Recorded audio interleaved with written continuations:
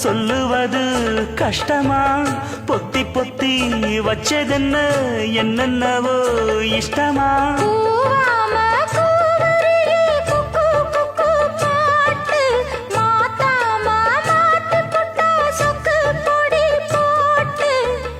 யாரிடத்தில் உன் மனசு போச்சு நூல போல உன் உடம்பு ஆச்சு